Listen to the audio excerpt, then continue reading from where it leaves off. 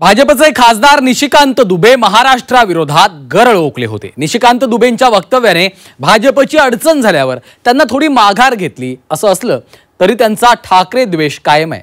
राज ठाकरे आणि उद्धव ठाकरेंना पटक पटक के मारेंगे या विधानावर ते कायम असून त्यांनी त्याचा पुनरुच्चार देखील केलाय।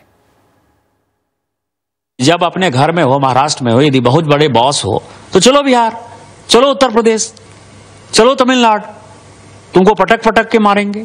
ये अनार्की जो है नहीं चलेगी।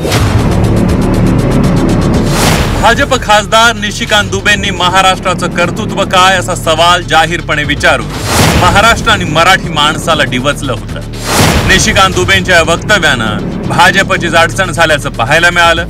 भाजपची अडचण झाल्यानंतर साहजिकच निशिकांत दुबेंची भाषा बदलली।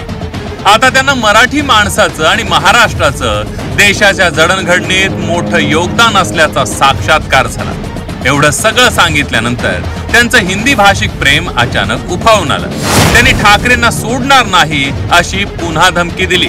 ठाकरे परिवार, राज ठाकरे और उद्धव ठाकरे को यदि लगता है कि डरा के धमका के राजस्थानी को, मध्य प्रदेश के लोगों को, उड़ीसा के लोगों के, बंगाल के लोगों को, पहले तमिलनाडु के खिलाफ आपको पता है कि माहौल बनाया, गुजरात के लोगों के खिलाफ माहौल बनाया।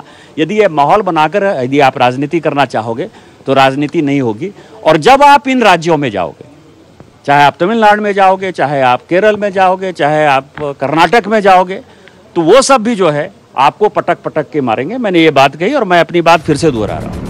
निशिकांत दुबेंनी पक्षाच्या दबावातून वक्तव्य मागे घेतलं, मात्र त्यांच्या मनातला ठाकरेंविरोधातला राग काही कमी झालेला नाहीये। त्यांनी ठाकरेंविरोधातली गरळ बाहेर काढली। आता निशिकांत दुबेंनी धमकीची भाषा केल्यावर शिवसेना कशी मागे राहणार?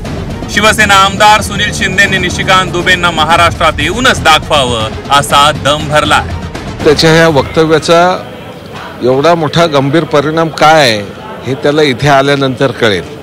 म्हणजे दुबेला स्वतःचं नाव घेण्या एवढी जीभही शिल्लक राहणार नाही अशा तऱ्हेचा धडा ह्या महाराष्ट्रातील लोक त्याला शिकवल्याशिवाय राहणार नाही। आणि हा महाराष्ट्राचा वाघ आहे, छत्रपती शिवरायांचा हा महाराष्ट्र आहे। अति जर करायला लागला तर इकडचे मावळे तुझ्या तिकडे येऊन तुझे कधी पळती भोई करतील हे कळणार पण नाही। निशिकांत दुबेंनी महाराष्ट्र विरोधात वक्तव्य करून आपल्या मनातील महाराष्ट्र द्वेषाला वाट करून दिली होती।